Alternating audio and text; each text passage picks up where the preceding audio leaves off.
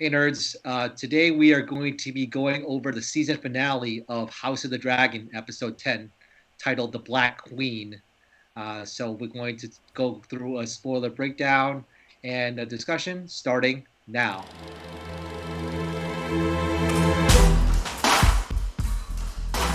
Welcome to the Nerd Social. I am Colin. And I'm Paula. And I'm John. We just have finished the whole season one of Great Game of Thrones, House of the Dragon. So apologies in advance because we are a little bit behind in our recordings. We did do a recording of episodes 7, 8, and 9. However, there was some sound issues that we had to deal with. So we are going to just, in this discussion, focus a lot more on episode 10, titled The Black Queen, but we are going to go allude back to episode 7, 8, and 9 because it does kind of, there's some parts of which we can tie into it, into the previous three episodes, into the but we're going to just give our general spoiler-free impressions of episode 10, the season finale, and then we're going to get into spoilers, and then kind of again allude back to episode 7, 8, and 9. So that's kind of how we're going to shape this discussion. So first of all, I'm going to ask Paula to kind of give her thoughts on what you think of episode 10. I liked it. I think it was a great way to end this season. And almost kind of a really good build up for season two. Hmm. And I don't want to get into more than that without spoiling. Yeah, absolutely. John, what are your thoughts about the season finale of House of the Dragon? I hated that they ended it there, right? We all want more, and they did a great job at teasing the next season. What a way to end it. I wasn't sure where they were going with it, but phenomenal acting by everyone, including the younger actors on that show. And of course, the final scene, and we'll talk about the final scene, just a close-up on that one yes. that sets the stage for what's to come. Again, phenomenal acting by everyone. Lots of tension. Lots of build up, great special effects again, and we'll talk about certain scenes that I thought they were fantastic, and again sets up next season very very nicely, and I think it teases of a lot of what's to come. Looking forward to it. Right. Yeah, for me, I think that episode 8 was very strong. It was a very strong. It was the titled Lord of the. I think it was Lord of the Tides. It was episode 8. And episode 9 was the Green Council, was mainly focused on the Hightower family. So in that case, I think those were really solid ones in itself. And then also episode 7 with Driftmark was very strong overall. But this was really just up the level, up the ante, like 10 times, 100 times over. It was just drama dripping with drama and just amazing scenes, amazing, like you said, John, amazing acting, and just a great, like you said, Paula, a great teaser for season 2, and just really wanting, you really want more of this. And wow, this is just like it's real. The whole season overall has been such compelling theater. People would have thought that, Game of Thrones prequel, how it ended, with a lot of fans was bitter taste in their mouths. Yes, I got to see like the ending part of Game of Thrones, even though I didn't see the whole thing. But this was, I mean, from the start, it was really consistent throughout, and the numbers back it up, the ratings back it up. But it was just so well done, and also, toward the end, it was just brilliant, brilliant television, and just like probably some of the best stuff I've seen all year. And that's kind of how I see it all wrapping up. There's so much layers, so many different types of storylines that are just dramatic, intriguing, and just all out wonderful. I think in terms of how it is executed overall. So they really did stick the landing, in my opinion. So that's kind of my own thoughts. But are there any other thoughts from the two of you in terms of spoiler-free thoughts, or should we just get right into it? I say we get right into it. Let's get into it. Okay, let's do it. So, if you enjoy our conversation, please like and subscribe.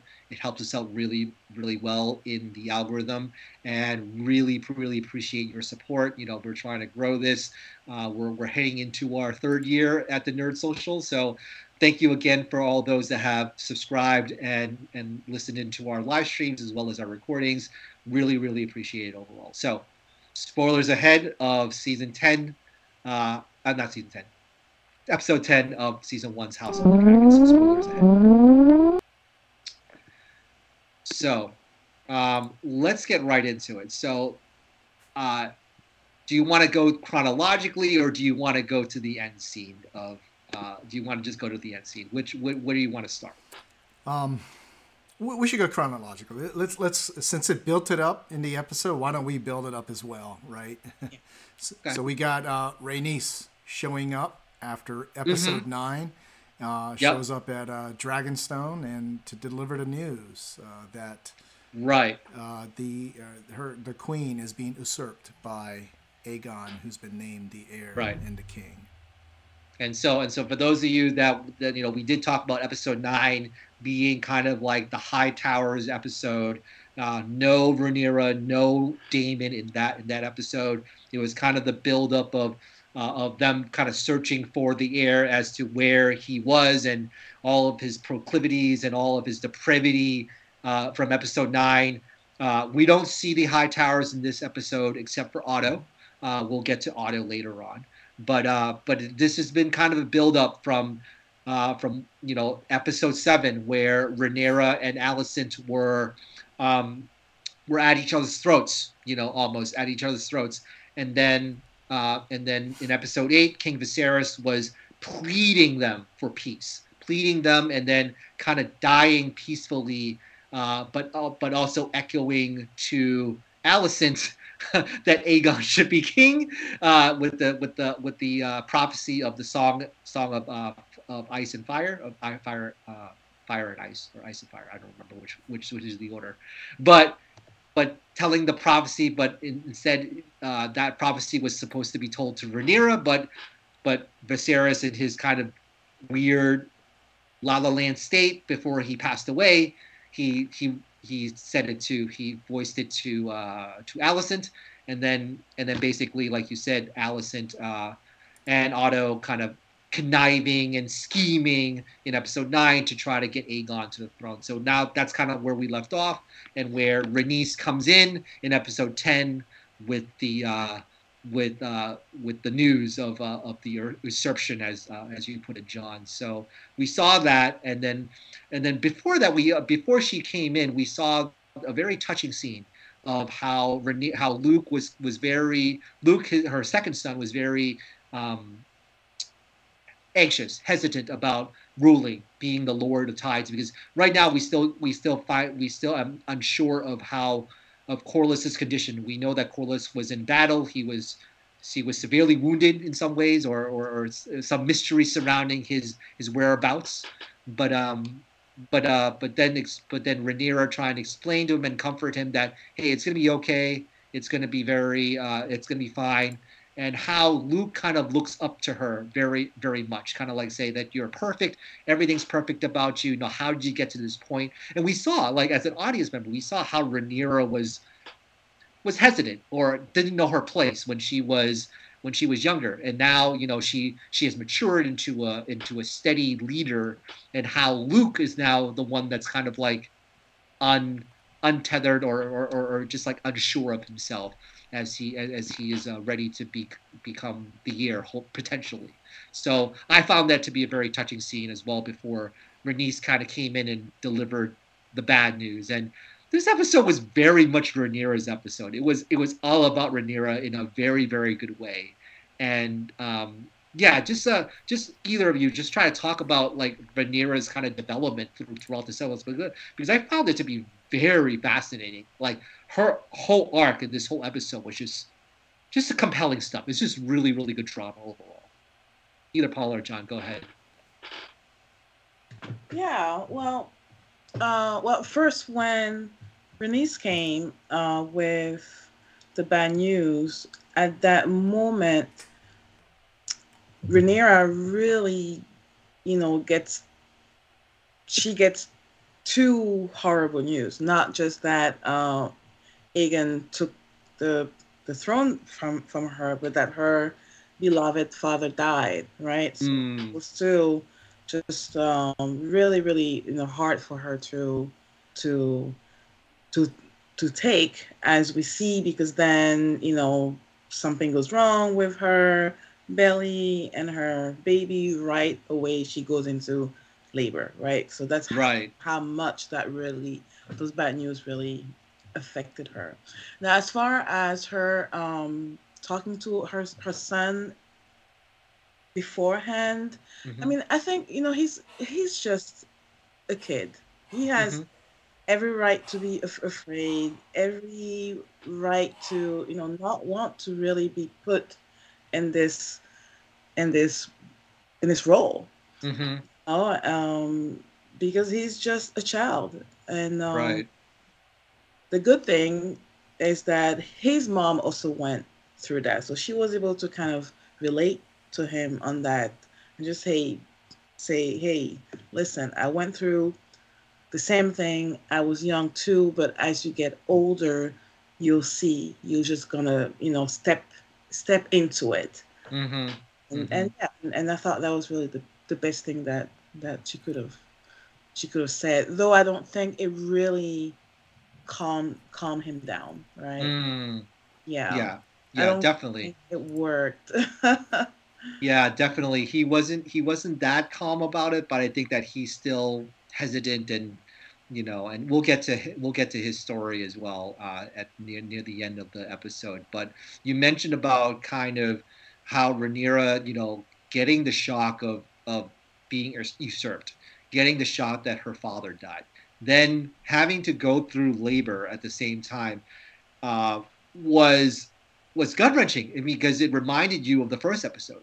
Going back to all the way back to episode one, where her mother went through that and died with her brother as well, and we saw that kind of parallel between her mother and her going through it, and we remember how her mother was basically saying how labor was her battlefield, and so not only is Rhaenyra going through that type of battle, and then have it juxtaposed with the dragon, yelling and screaming, the cutscenes. It was really well done, and that, but also having to have again her father dying and having being usurped. So it's like triple whammy right here for Rhaenyra, and then she still have to go through labor. It's like, Yeah. how much can she take? And then we'll get to how much she can take later on.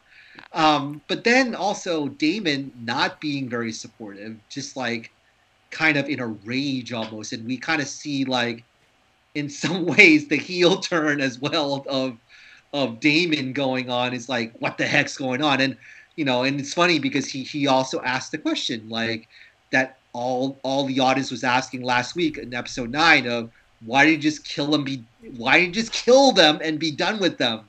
And Rhaenys, and how Rhaenys kind of quietly explained to Damon, well, it's not really my place to do that. So Sean, what do you think of that exchange? Yeah. Like how David was like saying, "Oh, Oh yeah, he doesn't pull punches, right? He just said, you could yeah, have ended all this before this thing even began. Just burn them yeah, all, right?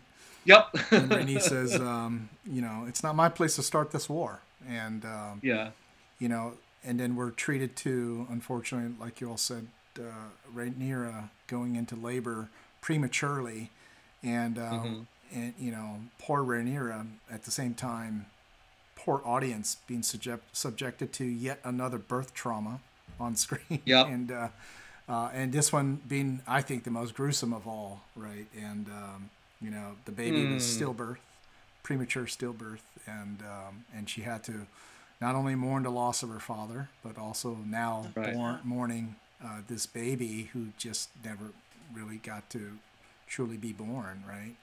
Was yeah, stillborn. So Very briefly, she mourned with that. They had a funeral. Daemon, meanwhile, is scheming already for war. He's ready to go to war now. This is his thing. This is, I mean, really, pardon the pun, that's his baby, right? Going to war, being a warmonger, all that stuff. And then Sir Eric shows up, right? Shows up to say, hey, I mean, not only did he help get Rhaenys out of there, right? Somehow he stole the crown, the actual crown, from Viserys.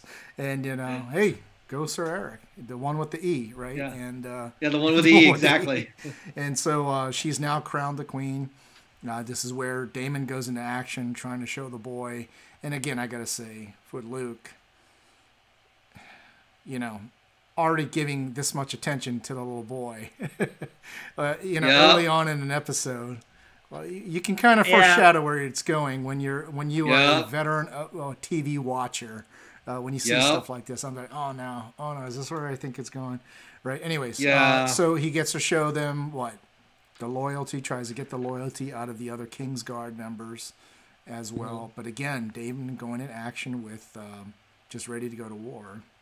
And even Rhaenyra says that, this is what did she say? This is Daemon. This is finally the war that Daemon has always wanted, or something. Yep. Yeah. So, but again, phenomenal acting on everyone's part. Particularly Rhaenys, showing to be very regal, very composed, delivering such news, and and they're basically questioning her at this point. It's like, oh, really? Are you in on this? It's like, look, I had to escape out of there. And even the way she explained it, she just explained it like it was like very nonchalantly as well. So I thought, again, a phenomenal beginning to the episode, but also lots of foreshadowing with the young Luke as well. Yeah, exactly. Talking about Luke and his older brother, I do wonder, and I think I am right on that him really not wanting to be put in this leadership position may have something to do with their paternity and the fact that they've been teased about it. So, they may not feel like they deserve it, or that's really their place. That's interesting. Yeah, that is very interesting because, he's been getting fed all this type of, not from his mother, but from other people that is around him about how he's illegitimate. His was it uncles? Is it uncles? Yeah, Aemond and Aegon are like feeding him all this nonsense as well, like that. I mean, it must have been very traumatic for him too. I mean, Jay seems as though he's much more at ease with it, but you can definitely tell that vulnerability with Luke. He's like, I'm not really sure about what this.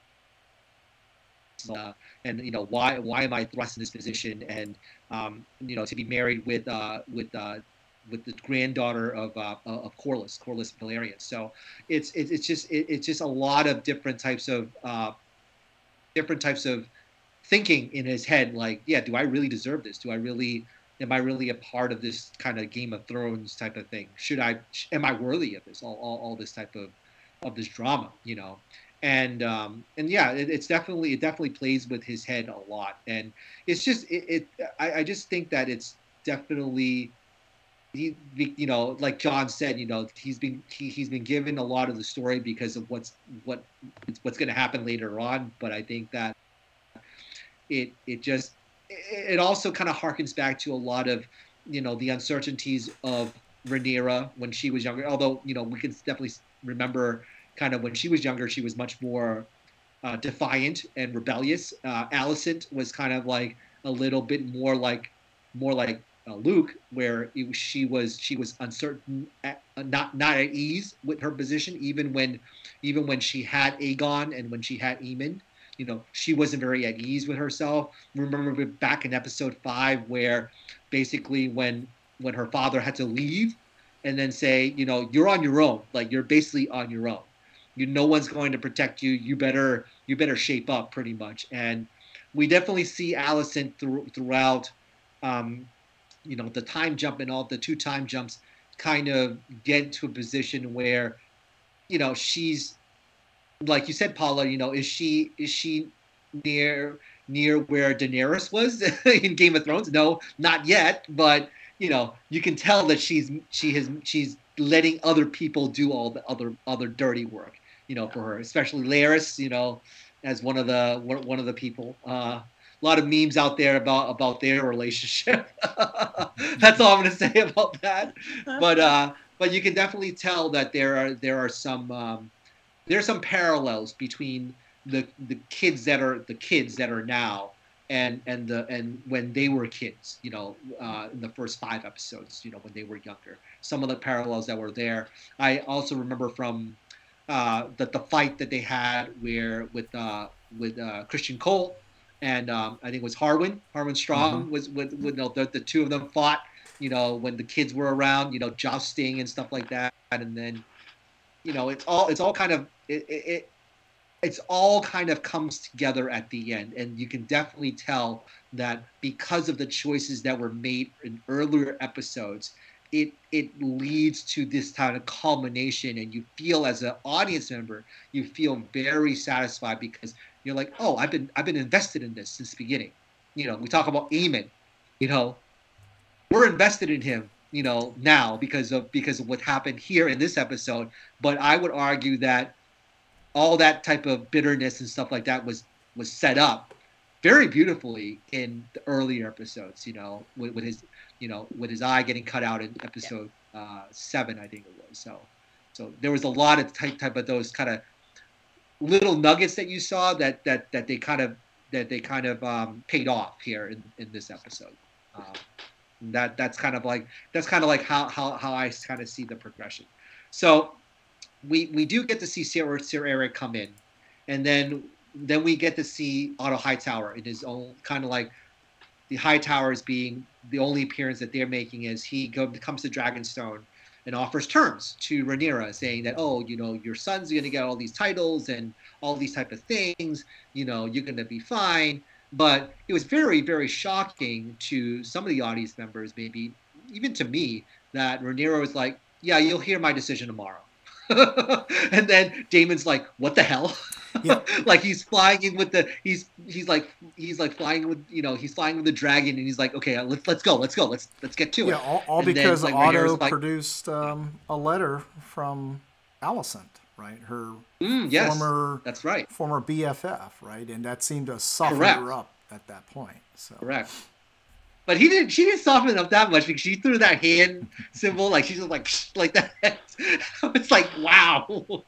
I don't think it was a letter. I think if you go back to episode 1 or 2, when Rhaenyra was sitting under a tree reading, and then, was a page out of there. Alicent came, and I think kind of ripped a page out of that book, something that they really that's what it was. Yeah.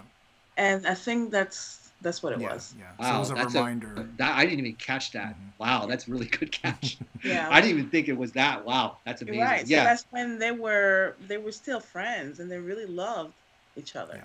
Yeah. Mm-hmm. Mm-hmm. So she wanted to pause or be a little more cautious, and of course Daemon sheathes his sword again after getting ready to go right into battle with Otto and his knights over there. And all because it's explained later that she wants to honor her father's wishes of keeping the kingdom together, being at peace. And that was the reason she gave for giving pause to a lot of these. Because everybody, her council, her black council now, right? Yeah, they're all preparing for war. I mean, they've got the maps going. They've got everyone advising as such. Daemon leading the charge. Just everyone is spun up, ready to go attack. And meanwhile, she's like, I will not be forced to go to war. Not like this. And even Rhaenys alludes to that when she's talking to Corlys later, pointing out that, look, she's the one person in that room, taking a step back here and not trying to rush into war. And meanwhile, everyone else is trying to do the same. So does that come back to haunt her? Does that come back to bite her in the ass? I think it does. I think it absolutely does. What about you all? Yeah, I think so too. I think that scene when he had with Corlys with Rhaenys definitely brought some gravitas to that situation, and I think kind of convinced Corlys to say, "Hey, my wife knows what she's talking about. Maybe I should listen to her and not be so strong-headed." But I think that for him, that was the case, but also the fact that, and he mentioned, like, I lost a lot, but it's like, but she corrected him. She's like, we lost a lot as House Valyrian. So I think that she kind of straightened him out a little bit, even though he was like, even he came to the realization that he had lost so much that the Iron Throne was really not worth it. It took him so many of these harsh lessons throughout his life, losing a son, losing a daughter, to really, and losing a sense of himself in war, to really realize that this is not all what is cracked up to be. Maybe I should like take a step back. But then kind of what put him over the top was kind of Rhaenys's, like I said, gravitas in that situation, to say, look, you didn't lose everything. I lost something too. We lost something, and you better listen, to Rhaenyra, because she's trying to stop everyone from going crazy with war.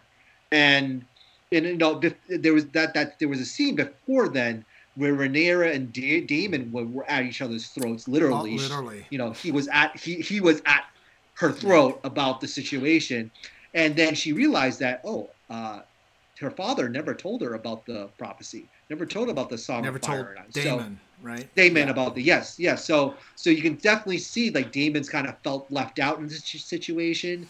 And at the same time, proving he's still the jerk that he really is, right? Yep, exactly. Right. Absolute menace. Old demon came back, So there's quite a few things that I want to point out. Mm-hmm. So first, when there was kind of this like feeling of deja vu, like for me, that kind of took me back to Game of Thrones with Daenerys and Tyrion, when Rhaenyra said, "I'm not going to be queen of ashes." Yep, ashes and ash and bone. Yeah. Yep. Right. Yeah. So I don't know. I just felt like that was a good way to just kind of like bring that good in contrast and right there. tie the two shows together. Mm-hmm. And when Rhaenyra mentioned the Song of Fire and Ice to Daemon, and then she realized that he never knew about it, that her father never told him. That was also her seeing that her father really never believed that he would take the throne. Mm-hmm. Absolutely. Yeah. Yeah, and we remembered, how Viserys kind of kept Daemon at a distance, and I was arguing back in the earlier episodes. I remember, I think it was like 2 or 3. I was like, why the heck are you not trying to include Daemon in this? He's your brother. I know that he has some rough edges, but why aren't you trying to include him? And now we kind of understand in some ways Viserys' wisdom in a lot of ways. Like, I'm keeping him at arm's length because I know how much of a loose cannon he is. And so we saw that, throughout the episodes. We saw that he killed his wife. We saw that he married Lena Valerian. That he was still kind of reckless and still, even though he was kind of more chill when he was married to Lena. To the point where she was like, where she was basically bored of the whole situation. Yeah, you can definitely see the character arc of Daemon. It didn't really stray far away, where, Viserys kind of saw all this from the very start, from the very jump. He saw all of this kind of how he is, while we're, as an audience, or maybe as me, kind of like, oh, let's just give him the benefit of the doubt.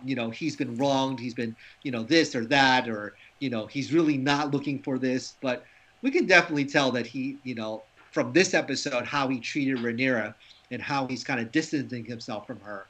It's like, yeah, Viserys saw it all, from the beginning. So it's like, I give credit to Viserys, for seeing that, the multiple sides of Daemon. Yeah, I think he still kept him at arm's length while still partially giving him the benefit of the doubt, including, I don't think he completely discounted him. it did definitely get to that point when they got to arguing as such, right? A little bit later on, but in the beginning, I think he gave his brother every opportunity. Still, You did. to the point of not even telling him about the prophecy, right? Mm-hmm. Right, exactly. So, yeah, Daemon is definitely a very multi-layered character. You know, you love to hate him, but it's yeah, Or there's love to definitely love him, right? There's yeah, apparently exactly, everyone's exactly. swooning over him on the internet, right? Still, Oh gosh, I don't know why he's such.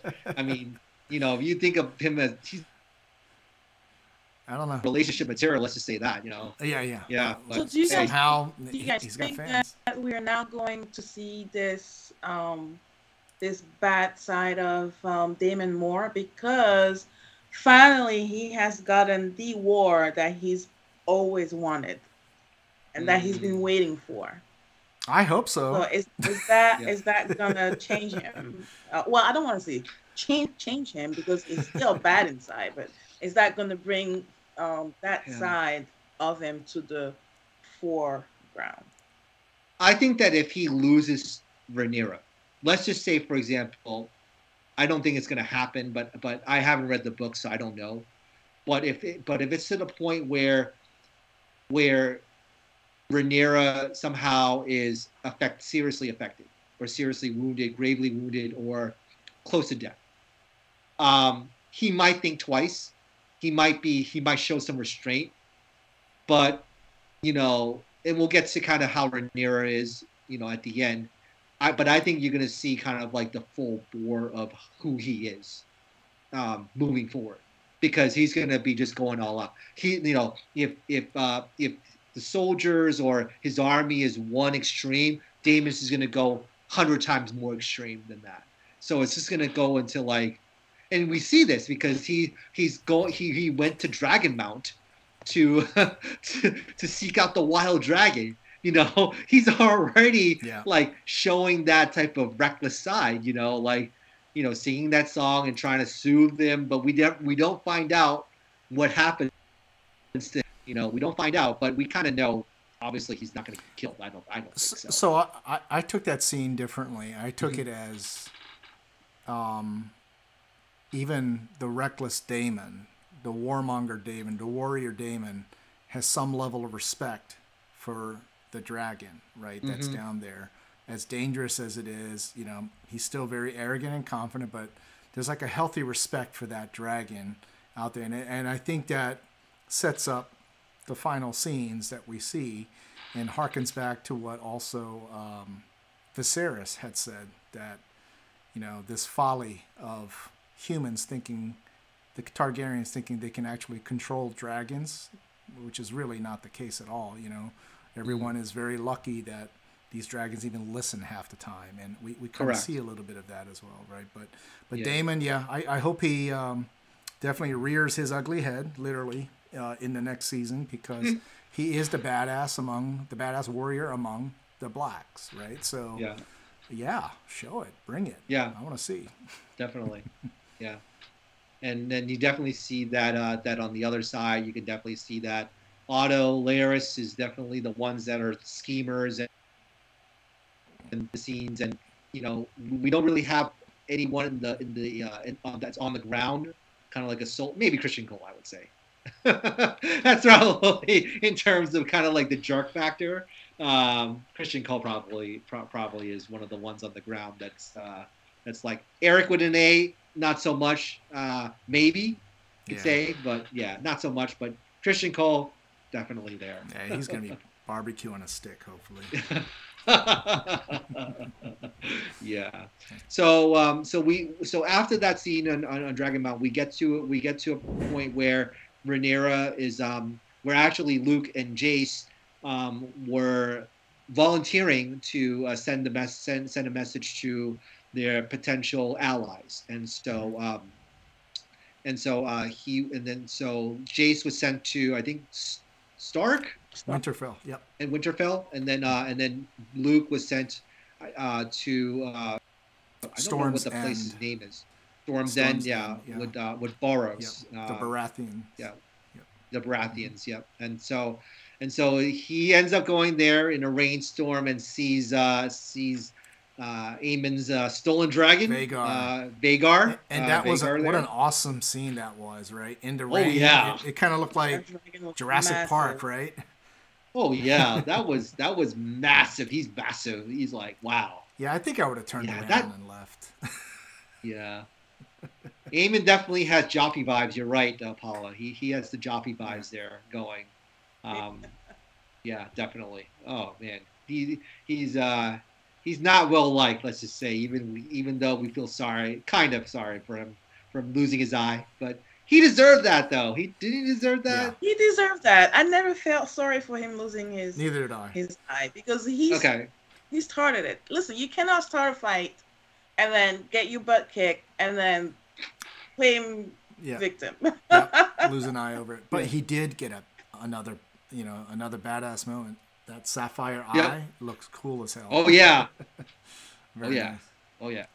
Yeah, definitely. So we find that he's in the Great Hall. Luke gets into the Great Hall, and surprised to see Vhagar and also Aemond there, and offering nothing, unfortunately, just like an oath basically. And Boros is kind of like being an a-hole and saying, "You didn't offer me anything. Why should I listen to you?"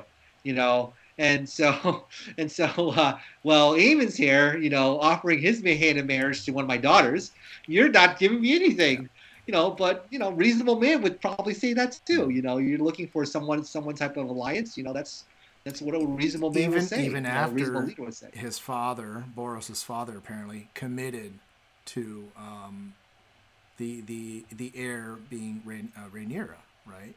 But he's going against what his father already committed to. Right. That's how much they kind of like, how much they see in oath. Basically, it's kind of like toilet paper for them. Yeah, they're not the Starks. Yeah. Not very. So in that case, Otto was right. These were stale oaths, right? Very stale. Yep. At that. Exactly. But I do have to give him credit. He said don't have any violence in my hall. Take it outside. To the detriment of, we'll get to that pretty soon. So there was an encounter between Aemond and Luke, and so Luke was the one. I remember Luke was the one in episode 7 that took his eye. That was him. I think it was. Yeah, that was him. So Aemond is kind of salty at this time. He's like, okay, come at me now. Let's go. And also now it's your turn. Take out your eye. And then he's kind of like very Weasley about it. He's like. Okay, you took my eye. You should take. I should take your eye for it. But then he's like, just give him the sword and give him the dagger, and then that's it. And then he's kind of like, like I said, very Weasley. Yeah. Like, I'm not gonna blind you. I'm not gonna kill you for it. We're not gonna fight to death. But an eye for an eye. He definitely wanted his bully moment. Take the advantage of that bully moment there. And then Boros said, not here, not here, not at all. Exactly. And then we see kind of like the special effects. He called him Luke Strong. Kind of like, come on. All right, enough of this. And you saw that Luke was very restrained. He's doing his duty, kind of following what his mother said. About he's a messenger, not a warrior. He was very loyal to his mother.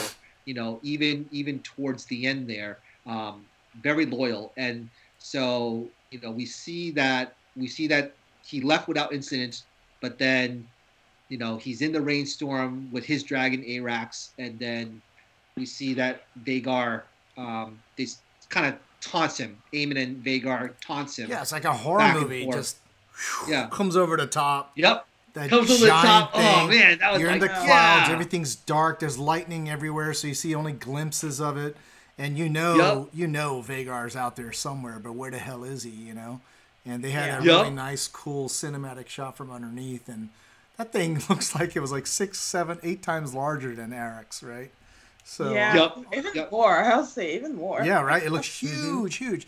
So now Luke is trying to flee and get away from the other dragon, and gets to I think it was a cliff that Vhagar could not go through. So Vhagar is now just floating overhead and flying overhead, and what does Arax do? Arax swoops by and just basically strafes him with fire, right? With a dragon breath. Now, at what part? I'm trying to remember. At what point did he say, "Listen to me, listen to me, Arax, listen to me," right? Yeah, I think it was after Was that. right after? It was after the dragon breath, and Yeah. then they went towards the heavens, kind of like Matrix Revolutions. They go all the way up through toward the Yeah. sky, and then it's now all bright colors, sunshine, and stuff like Yeah. that. You'd think, oh, he's out of the woods. Nope. Yeah, because he says, "Listen to me, listen to me." How does he say it? Does he say "submit to me" or "listen to me"? No, he said something about listen to me, like calm down. Like, I think also before that he was, his dragon was Arax was very tense. Yeah, like, I mean, the big thing was coming after him, so that was also first indication that even Luke did not have control of his dragon at that point, and the Arax did this in self-defense or whatever it might be, right? And and that's why he was saying, "Listen to me." But and then at what point was Aemond also saying, "Vhagar, listen to me," right? So he was losing. Yeah, that was right before he chomped him off. So out of nowhere, right? Yep, right before he chopped him off, that's where Aemond was kind of regretting it. He was like, "Nah, don't. I just want to scare the little kid. I want to scare that little kid, but I don't want to kill him." And we saw that before. We saw that in the hall that he wasn't trying to kill him. He wasn't trying to start anything. He's messing with him. He's bullying him. He's just messing with him.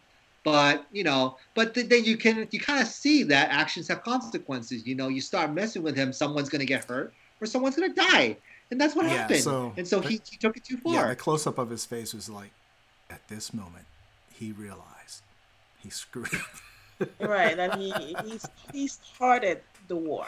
He basically, if they didn't start the war before, they sure as hell started it now, right? Absolutely. So exactly. What is he going to say to Mother? Oh my goodness. Oh no! Like there was a nice. I saw this on. So I think in one of the websites they posted a lot of the Twitter stuff, Twitter reactions to it. So there was one Twitter reaction where it basically said like, "This is Aemond when he goes back to his mother." It's like this little tiny like gingerbread man going through a great door in the great castle door, and it's like this tiny little gingerbread man. So I'm like. Yeah, that's pretty much how he feels, unfortunately. You know. So poor Luke. Poor Luke is gone, chomped by Vhagar, and then I guess the news has already traveled back to the Dragonstone. Daemon goes delivers the news in the war room with the Black Council, and he takes Rhaenyra's hand and they walk towards the fireplace. So their backs are to us, and he whispers and. Just that scene alone right there, I thought was fantastic. It just, you're not even seeing her face yet. And you see her, tilt her head down because she just received the news that her son was killed, right? And when she turns around, I swear that there's memes everywhere, blasting everywhere with just that face of that pure rage and sadness all mixed together. Yeah, war's coming. War is coming. Yeah. Oh, I mean, that last 3 minutes was so well done. The build up to that was so well done. And this is why it's Rhaenyra's episode, where you saw how it has struck her, how losing the crown, losing her father, losing a kid, a baby, and now losing her second born. That is 4 things. And then seeing it, as she kind of drooped down, and then she turns around and has that wicked death stare. It just was like, wow, everything in that moment, and you can sense the cracking of the emotions and all of that in that stare, and it's just so iconic. It's going to be season 1 will be defined by that. Yeah, so she and Daenerys are now one. And King's Landing is about to become ashes, I think. Okay, ashes. Yeah. It's probably like, screw what Daddy said. I'm burning everything down. Right. Yeah, she's about to just follow Daemon's plan. Yeah. So, right. So hats off to Emma Darcy. She did a great job in this episode. I know there was some chatter that when they made the switch in the time jump to the different actress from the previous younger actress. And by the way, I think they're barely ages apart. And yeah, I think Millie Alcock is 22, and Emma Darcy's like 30-ish. Yeah, not far apart. She still looks very young to me, and she did a fantastic job. She did great, And I'm sorry, they did a great job. So I know she goes by non-binary terms. Oh yeah, she's not. Yep, she is non-binary. Yep. So sorry. They did a great job in this episode. Fantastic. Definitely, and it's just so great, so great ending. That was such a beautiful ending, and again, just from how she's trying to keep it together throughout the episode, and then just hearing the fact that her son is dead at the hands of her best friend's son, her BFF son. It must be gut-wrenching. It's just like, what the heck, and wow, it's just so well done. It just, there's just no more that I can describe than that. But yeah, great, like you said, John, great cliffhanger. So yeah, that's kind of how we ended episode 10. But any kind of like general, like overall thoughts on season 1, kind of like from the beginning upon it. But Paul, I wanted to kind of hear your kind of impressions overall of season 1 of House of the Dragon. I mean, I thought they did a really good job at setting the stage, not just for the next episode to come, but also for season 2, right? So this way, hopefully, season 2, we can just start right in with the intensity, the whole war.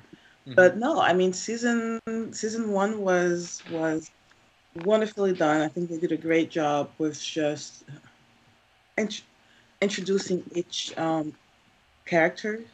They did a good job with the storylines, and even when they did the different time jumps and they changed actors and actresses.